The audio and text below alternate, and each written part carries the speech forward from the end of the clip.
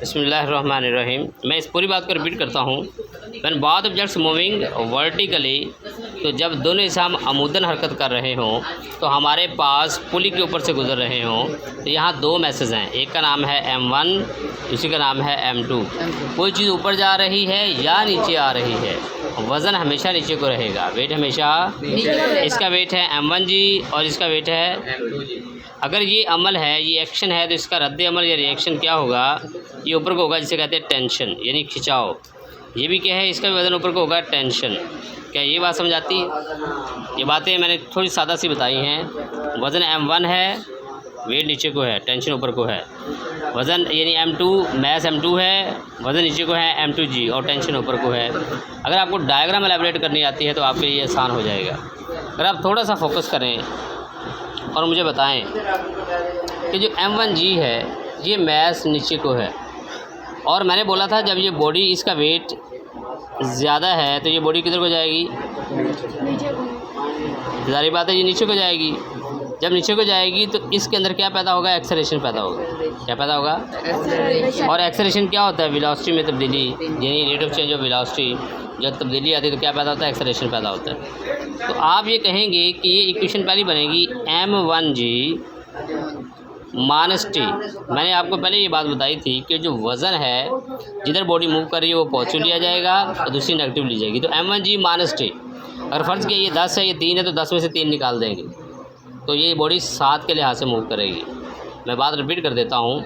वज़न है 10, वज़न है 10 और ये बॉडी मूव कर रही है। एक उसका वज़न है, दूसरी बॉडी मूव कर रही है, दोनों इकट्ठे हो जाएंगे। दोनों क्या हो जाएंगे? इकट्ठे हो जाएंगे। और इसमें से टेंशन भी तो 10 ही थी।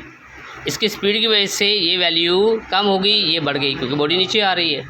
जब बॉडी नीचे आ रही है तो टेंशन जो है वो कम होगी। तो आपने क्या करना है, वेट में से टेंशन निकाल देनी है। तो अब आपके पास क्या चीज़ आएगी? वो फोर्स आएगी जिसके तहत ये बॉडी मूव कर रही है, और वो क्या है? वो बराबर है MA। कौन सा MA? M1A।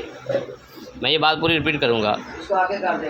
मैंने बोला कि बॉडी जो है वो नीचे को आ रही है, और जब ये रेस्ट में होगी तो वज़न और टेंशन बराबर होंगे।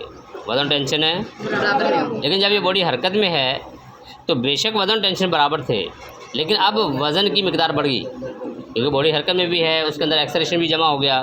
तो वो कहता है कि आप ये करें कि M1G में से जिधर बॉडी जा रही है वो पॉजिटिव है, टेंशन नेगेटिव है, तो M1G में से T निकाल दें। निकाल दिया। कहते हैं ये बराबर किसके? मैंने कहा फोर्स के। किसके बराबर है? और फोर्स किसके बराबर होता है? MA के। रिलेशन बन गया M1A, क्योंकि पहली मैच है तो M1A इसका रिलेशन बन गया। अब आते हैं दूसरी बॉडी की तरफ।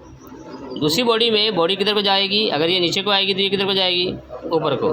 और मैंने आपको ये बोला था कि जब आपके पास बॉडी ऊपर को जा रही है तो वो फैक्टर पॉजिटिव लिया जाएगा। ऊपर क्या है? टेंशन है, तो टेंशन पॉजिटिव है और उसका वेट M2G नेगेटिव है। देखो टेंशन में से मैंने नेगेटिव निकाल दिया।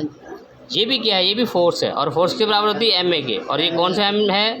M2, तो ये बन गया M2A। ये आपका दूसरा रिलेशन आ गया। ठीक है बात? अगर आप एक काम करें कि आप पहली मुसावात में से या दूसरी इक्वेशन में से T की वैल्यू निकाल लें और उसे पहली में पुट करते हैं। जैसे यहाँ नोट कीजिएगा, मैं कहता हूँ कि हम क्या करते हैं, इक्वेशन नंबर 2 में से T की वैल्यू निकालते हैं। तो T किसके बराबर आएगा? M2A plus M2G। ऐसे ही है। ये T की वैल्यू मैंने निकाली फ्रॉम इक्वेशन नंबर 2। ये जो इक्वेशन नंबर 2 मैंने ली, मैंने इक्वेशन नंबर 2 में से T की वैल्यू निकाल दी, और ये पुट किस में करूँगा? Put in equation number 1। Equation 1 में पुट करूँगा। ज़रा नोट कीजिएगा। M1G माइनस T की जगह पे मैं ये वैल्यू पुट कर दूँगा M2A जमा M2G बराबर किसके आएगा? M1A। थोड़ा सा टेक्निकल है, इतना मुश्किल काम नहीं है, इजी। मैंने दूसरी मुसावात में से T की वैल्यू निकाली और उसे पुट किस कर दिया? पहली मुसावात में T की जगह पे M1G वैसे लिखा, माइनस वैसे लिखा। T की जगह पे क्योंकि दो रकमें थी T के बराबर, मैंने ब्रैकेट लगाई और मैंने लिख दिया M2A जमा M2G। जो वैल्यू T की है वो पुट कर दी, बाकी M1A वैसे। बोला समझ आती है? पक्की बात है। अब आप नोट करें, M1G वैसे ये माइनस तरफ खाएगा, माइनस M2A माइनस m2g बराबर किसके m1a के। अब क्योंकि हमने इसमें एक्सेलरेशन मालूम करना है तो एक्सेलरेशन वाली रकम एक साइड पे कर दें, बाकी एक साइड पे कर दें। नोट करें ये एक्सेलरेशन नेगेटिव है, आप इस रकम को उठाएं उधर ले जाएं, क्या बनेगा m1g माइनस m2g बराबर किसके है m1a जमा m2a। ये जो 2m2a है मैं इसे उठा के दूसरी तरफ ले गया, ये नेगेटिव था उधर जाके पॉजिटिव हो गया। क्लियर। इन दोनों पे गौर करें तो इनमें कॉमन क्या है g, तो बनेगा m1 माइनस m2 इंटू जी बटे में क्या आएगा, अभी बटा बाद में लगाते हैं, मैं डायरेक्ट कर देता हूँ कि a है कॉमन आ जाएगा, बाकी बचना था m1 plus m2, m1 plus m2 यहाँ बटे में ले आता हूँ। ये मैंने डायरेक्ट किया है, अगर आपको समझ आई तो ठीक है, नहीं तो मैं इसे एक्सप्लेन करता हूँ। ए की वैल्यू बन गई, इसे याद कर लें, ज़ुबानी याद कर लें कि ए बराबर है m1 माइनस m2 इंटू जी और m1 प्लस m2। अभी हमने आधा रिलेशन निकाला है, यहाँ तक समझ आती है। अब आप गौर करें, हमने ए की वैल्यू निकाल ली है। ए की वैल्यू क्या आई है m1 माइनस m2 इंटू जी बटे में है m1 प्लस m2। आपके पास ए आ चुका है, ए।